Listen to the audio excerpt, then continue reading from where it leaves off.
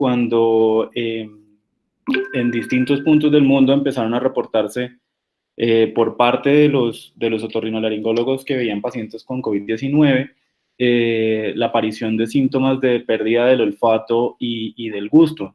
Más o menos como el 20 de marzo, el de ENT UK, que es la Asociación del Reino Unido de Otorrinolaringología, sacó un comunicado en el que quería como hacer una alerta al sistema público de salud de Inglaterra con respecto a la anosmia como un síntoma que podía ser importante tener en cuenta a la hora de tomar decisiones en términos del uso de medidas de protección y también de establecer las tasas de infección entre los pacientes. El tema se volvió tan popular que empezó a cobrar como un espacio importante en los medios de comunicación, muchos periódicos muy importantes como el Washington Post, como el Post Independent, como el Express UK, empezaron a hablar acerca de la anosmia y cómo esta era un síntoma llamativo en los pacientes con infección por COVID-19. Es claro que estamos en una crisis de salud actual, que en este contexto es importante conocer a los pacientes pausisintomáticos, porque identificar a las personas que tienen síntomas leves nos va a permitir hacer un aislamiento efectivo de estos pacientes y hacer una interrupción, o bueno, digamos una disminución de la tasa de progresión de la transmisión de la enfermedad. Inicialmente se había reconocido como que algunos pacientes presentaban anosmia o ageusia y un aumento leve de la temperatura corporal, que era como el escenario clínico inicial en un subgrupo de pacientes, pero más adelante se evidenció que en muchos pacientes la única manifestación de la infección va a ser la anosmia o la ageusia. Mao y colaboradores en Wuhan hicieron una publicación en la que hablaban de las manifestaciones neurológicas en COVID-19. Ellos estudiaron 214 pacientes y encontraron que el 5.1% de esos pacientes tenían anosmia, el 5.6% de esos pacientes tenían ageusia, y que era un síntoma, digamos, llamativo, importante en un subgrupo de pacientes porque iba a estar aislado de otros síntomas. Definitivamente, pues en el contexto actual, en esta emergencia, no es posible determinar la incidencia precisa de los síntomas, no es posible hacer estudios, digamos, con metodologías muy estrictas, entre otras, porque muchos pacientes, específicamente los que están graves, pues no se pueden evaluar para estos síntomas. Sin embargo, digamos que algunas aproximaciones iniciales que habían hecho algunos autores estimaban que más o menos el 20%, si uno les hacía solo el examen físico y la historia clínica a los pacientes, de forma completa podía identificar más o menos un 19.4% de síntomas de anosmia o hiposmia en pacientes con COVID. Sin embargo, pues es claro que hay un subregistro importante porque son los síntomas que no se preguntan, que no se interrogan en los pacientes.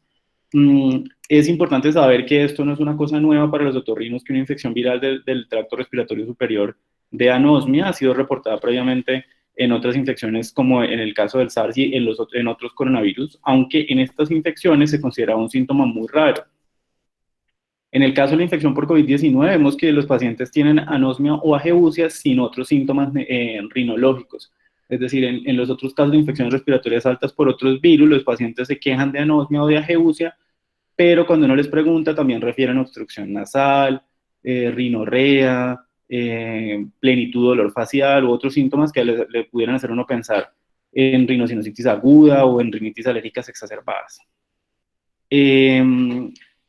No se sabe muy bien cuál es la causa de los trastornos del olfato en el escenario de las infecciones virales altas. Sin embargo, hay dos teorías o dos grupos digamos, de hipótesis.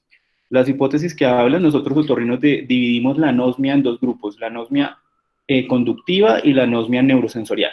La anosmia conductiva es la que se produce por alguna obstrucción dentro de la nariz que evita que las partículas odoríferas alcancen el contacto con el epitelio olfatorio y en consecuencia no se pueda percibir el olfato, y la neurosensorial es en la que hay un daño ya de las neuronas receptoras del olfato a nivel de la mucosa de la mucosa olfatoria o del bulbo olfatorio o a nivel más central. Al parecer, en el caso de las infecciones virales, las hipótesis la mayoría de las veces apuntan hacia que hay un daño directo a los receptores del olfato y del gusto. No se puede decir actualmente si estos pacientes que presentan estas alteraciones en el contexto de una infección por COVID van a tener una recuperación completa o no, o cuánto tiempo les va a tardar llegar a eso. Sin embargo, pues sí se ha venido prendiendo la alarma sobre el hecho de que hay muchos pacientes con estas manifestaciones. Inicialmente, digamos, la alarma más importante se inició en Italia, donde se empezó a ver que muchos otorrinolaringólogos empezaron a tener anosmia o ageusia. No sé si saben, pero en el mundo la especialidad que más se ha visto infectada, digamos, afectada por la infección por COVID ha sido los otorrinolaringólogos. Por eso es que en gran medida todo el asunto de la protección, de los equipos de protección personal, digamos, ha progresado desde la especialidad. La preocupación por protegerse en el caso de requerir intervenir pacientes con COVID-19. Más o menos se habían descrito tres síndromes, digamos, como claros, típicos de la enfermedad, que era el síndrome del paciente asintomático, entre comillas, el de la infección respiratoria alta, aguda, leve, que era el paciente que cursa con su rinofaringitis aguda sin complicación, y el paciente que tiene una enfermedad sistémica severa, entre los cuales podemos encontrar, por ejemplo, la neumonía bilateral intersticial, que lleva al paciente a inminencia de falla ventilatoria a ser intubado y a la UCI.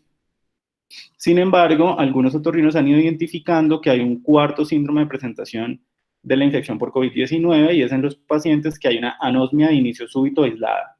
Eso se empezó a caracterizar muy bien en el Reino Unido a partir de los reportes de una autora inglesa, una rinóloga, que empezó a ver que a su consulta llegaban casi que 9 veces con más frecuencia pacientes por anosmia súbita de lo habitual. Eso lo empezó a ver en 3 semanas de inicio de la epidemia, en las primeras 3 semanas después del inicio de la epidemia en el Reino Unido, y lo que notaba era que los pacientes acudían porque tenían una pérdida subjetiva completa del olfato y del gusto en el transcurso de 24 a 72 horas. Además, empezaron a darse cuenta que había un aumento en la solicitud de suscripción a sociedades para el manejo de los trastornos del olfato en distintos países, especialmente en Estados Unidos y en el Reino Unido, y que también había un aumento de la búsqueda de anosmia en Google por parte de las personas, que este aumento de las búsquedas estaba en relación con la llegada del virus a cada país y con el aumento de los casos, y se veía como ese aumento tenía el comportamiento cronológico que había tenido, digamos, en distintos países. Primero estuvo en Italia, el pico de búsquedas, luego en los Estados Unidos y en Inglaterra. Entonces se empezó como a llamar la atención sobre el hecho de que la gente estaba buscando los síntomas que estaba teniendo más en cada país desde que llegaba el COVID-19. Este es el estudio más grande que encontré. Es un estudio multicéntrico europeo que quisieron hacer como una evaluación epidemiológica de los pacientes que presentaban COVID-19 y ahí identificar entre esos pacientes a los que tenían en su población de estudio la presencia de disfunción olfatoria o gustatoria. Este estudio fue llevado a cabo por el grupo de otorrinolaringólogos jóvenes de la Federación Internacional de Sociedades de Otorrino, que es un grupo que une otorrinolaringólogos de Norteamérica, Europa y Asia. Los pacientes eran todos pacientes confirmados, pacientes de 4 hospitales belgas y pacientes médicos y enfermeras de distintos hospitales en Europa, en Italia, España, Bélgica y Francia. Los criterios de inclusión del estudio fueron adultos todos mayores de 18 años, confirmados por una PCR retrotranscrita por laboratorio, pacientes que fueran hablantes nativos en cada uno de sus países para que pudieran diligenciar adecuadamente los cuestionarios, y los criterios de exclusión eran pacientes que tuvieran disfunciones olfatorias o gustatorias previas, que no tuvieran confirmación del COVID-19, los pacientes que estaban en la UCI porque por su estado de salud pues no podían ser interrogados.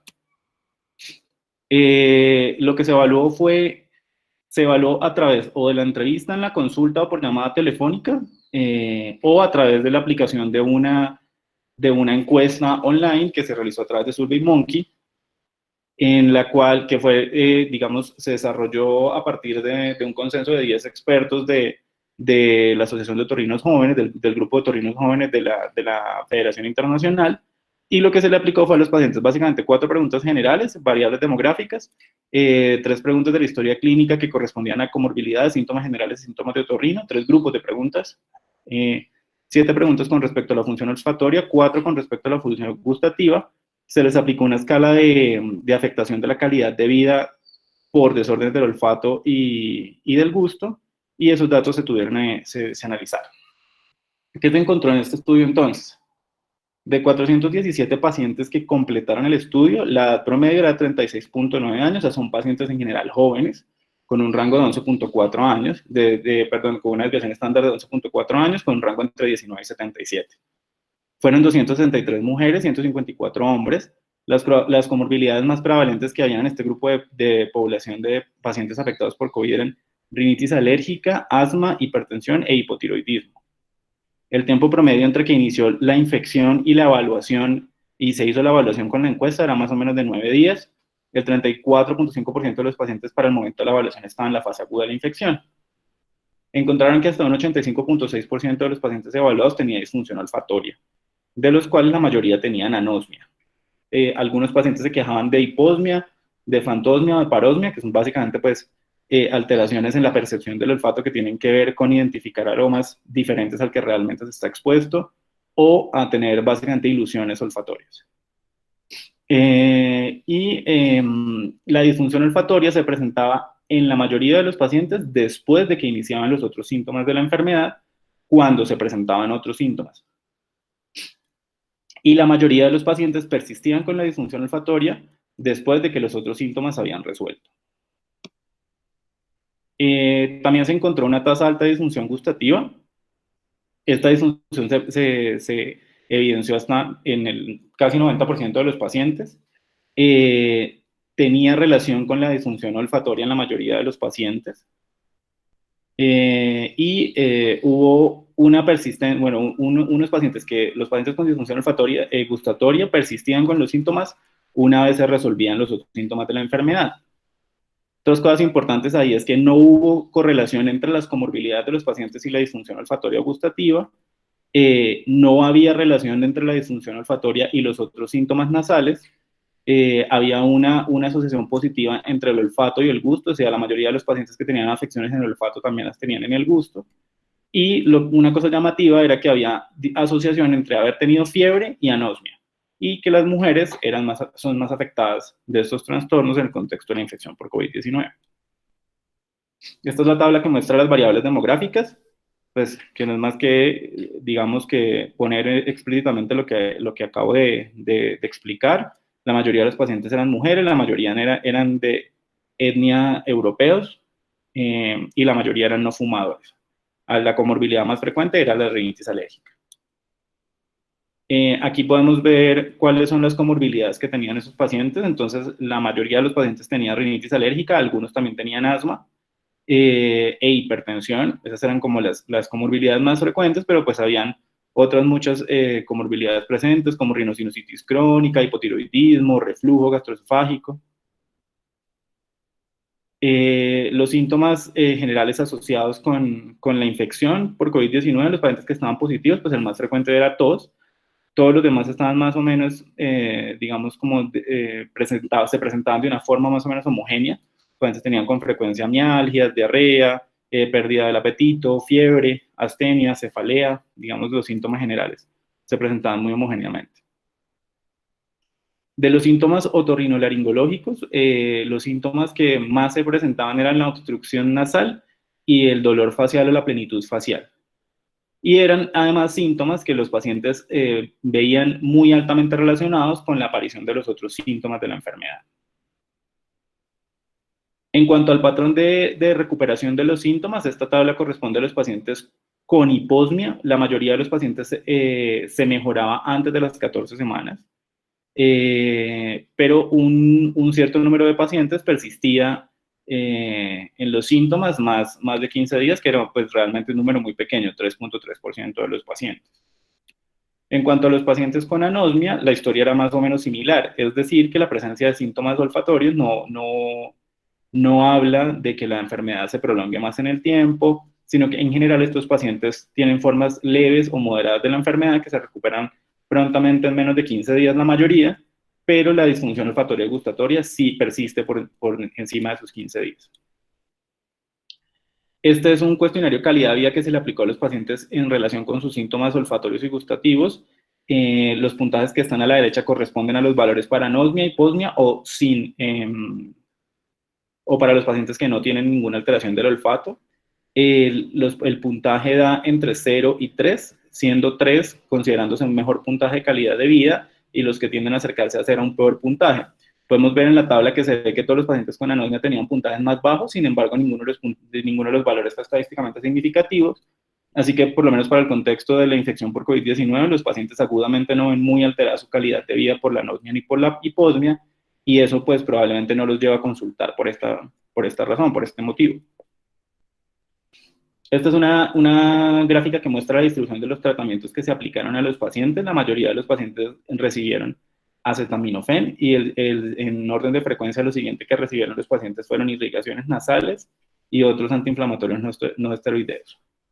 Y el círculo de abajo, la gráfica de abajo, lo que muestra es la frecuencia en los tratamientos específicamente para la anosmia y la hiposmia. Y lo que se ve es que a la mayoría de los pacientes no se les da ningún tratamiento porque no es un motivo de preocupación ni para los pacientes ni para los médicos que los evalúan inicialmente. ¿Qué se puede decir sobre la etiología de la infección, de la alteración, de la disfunción del gusto o del olfato? No podemos tener como claridad con respecto a lo que está pasando porque pues en el contexto actual no se está haciendo una evaluación completa de estos pacientes. Además, hay una contraindicación formal para que los otorrinolaringólogos del mundo realicemos estudios endoscópicos de forma electiva. Entonces, en la actualidad no se están haciendo estudios endoscópicos para los pacientes que tienen manifestaciones leves y moderadas de la enfermedad. Definitivamente, la disfunción olfatoria postviral es frecuente, puede ser relativamente frecuente, se puede ver en otras infecciones, como por ejemplo por rinovirus, para influenza, Epstein-Barr o en algunos otros coronavirus. Sin embargo, en estos casos siempre está relacionada con otros síntomas rinológicos, mientras que en la infección por COVID-19 no. Hay dos teorías sobre qué es lo que pasa, como les había dicho antes. Entonces puede haber una cosa que se llama el síndrome de la hendidura olfatoria, que es que se produce edema y obstrucción de la mucosa donde está el epitelio respiratorio, es una causa como conductiva, y la otra es el síndrome postviral, en el cual el virus afecta directamente a las neuronas y que es una causa neurosensorial de la anosmia y hiposmia. Con respecto al tratamiento, entonces, ¿qué hay? Definitivamente están contraindicados los esteroides sistémicos en el contexto actual, que es el tratamiento, digamos, como de primera línea de la anosmia súbita postviral en otras circunstancias. Los esteroides tópicos no parecen presentar un efecto positivo muy bueno y además están contraindicados porque son generadores de aerosoles, entonces tampoco, digamos, que se recomienda. Y en general, lo que se recomienda en estos pacientes, por lo menos en la espera de que pase el pico de la epidemia actual, es hacer una cosa que se llama reentrenamiento olfatorio. Y en general se considera que la mayoría de los pacientes se tiene la hipótesis de que van a recuperar completa o parcialmente el olfato en el curso de semanas o meses. Entonces, ¿qué es el reentrenamiento olfatorio? Básicamente se le pide a los pacientes que diseñen un kit de aromas que se hace con aceites esenciales, que pueden ser de distintos tipos. Hay páginas en internet como la de esta asociación Absent que le enseña a los pacientes cómo hacer los kits de entrenamiento olfatorio. La idea es que los pacientes hagan el entrenamiento al menos 2 veces al día durante al menos 4 semanas y en la mayoría de los casos pues va a ser un tratamiento efectivo. Y ya, eso era lo que tenía para decir. No sé si haya preguntas. Personas que tienen preguntas, por favor, escribirlas en el chat y se van leyendo de acuerdo al orden.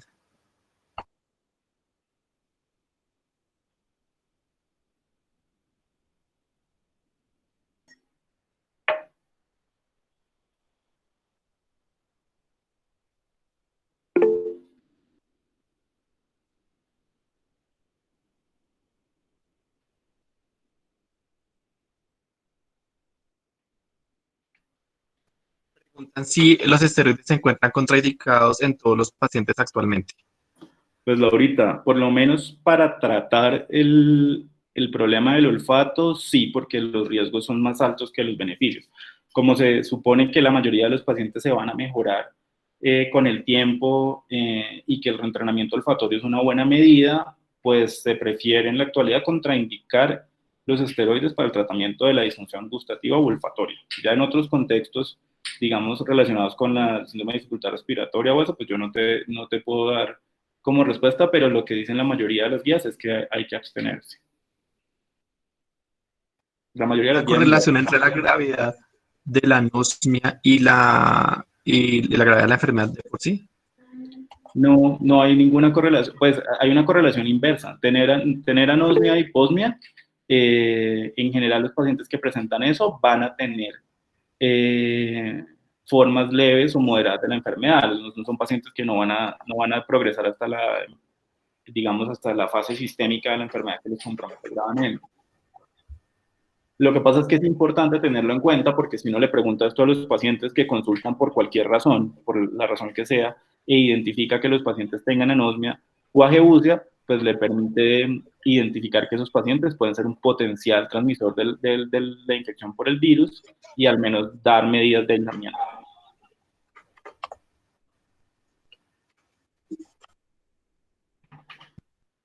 ¿Hay algún estudio o información que muestre que la anosmia sea un predictor de un peor curso clínico comparado en los pacientes que no presentan este síntoma? Sí, lo que les decía, en general es un factor de buen pronóstico. La pregunta es si hay reportes de encefalitis secundaria al compromiso olfatorio inicial. No, no por COVID, o sea, en general sí hay casos de encefalitis, de abscesos intracraneales, de abscesos intraparenquimatosos relacionados con infecciones agudas del tracto respiratorio superior, con rinosinusitis aguda, y son relativamente más frecuentes en nuestro país que en los países del norte global. Sin embargo, en el caso de COVID-19, hasta donde yo sé, no he visto, o sea, no he visto ningún reporte de encefalitis secundarias a la infección nasosinusal. Obviamente casos de encefalitis sí hay por COVID y pues están más o menos bien como caracterizados los hallazgos imagenológicos y el comportamiento clínico, pero que sea secundaria a la infección nasosinusal, no. Ahora, lo más probable es que la nariz sea el punto de ingreso de casi todos los pacientes. Y de hecho, el epitelio respiratorio nasal es el lugar donde hay mayor carga viral. Pero no como que se forme un absceso dentro de la nariz y que ahí se complique con una infección intracraneal.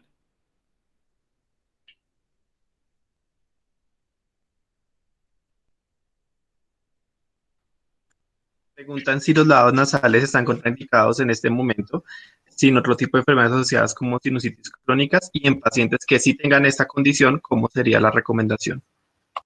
Bueno, pues se les sugiere a los pacientes es que si tienen rinosinusitis crónica y vienen siendo tratados con esteroides tópicos y lavados nasales y lo están haciendo y tienen un buen control de los síntomas, pues que lo sigan usando. No se recomienda iniciar en este momento como iniciar terapéuticas en los pacientes que no han venido siendo tratados de este tipo. Eso es un problema para nosotros porque, pues, básicamente las enfermedades de la nariz se tratan con esteroides tópicos y lavados nasales.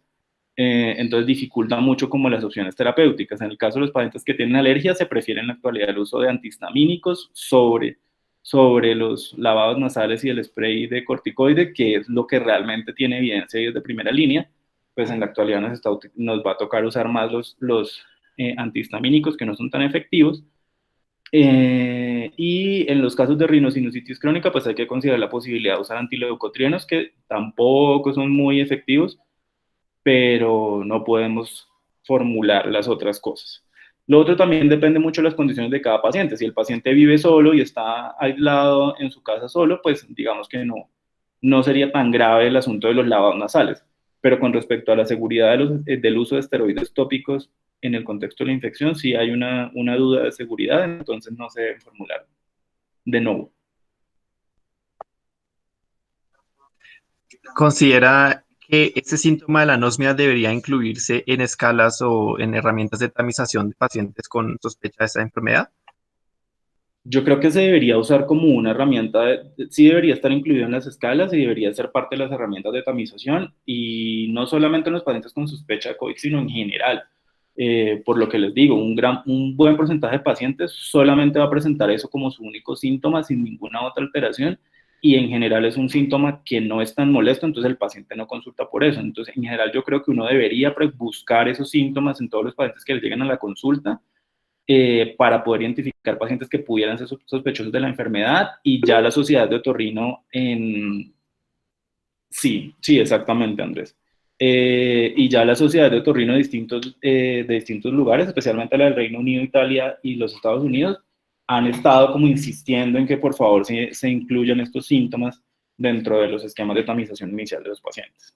Es decir, si uno en este contexto tiene un paciente que llega a la consulta y le refiere que hace menos de 3 días de repente dejó de sentir los olores o de repente dejó de sentir el gusto o tiene alguna percepción alterada de esos síntomas, perdón, de esas características, uno debería considerar que ese paciente puede ser sospechoso en la ausencia de otros síntomas nasales, ¿no? Porque como dije, no tienen obstrucción, no tienen moco, no tienen nada más, solamente tienen eso. En ese caso, uno debería considerar que ese paciente es sospechoso y aislarlo, al menos aislarlo, porque pues garantizarle prueba a todos confirmatoria no es posible en nuestro contexto, pero por lo menos sí aislarlo para evitar la transmisión.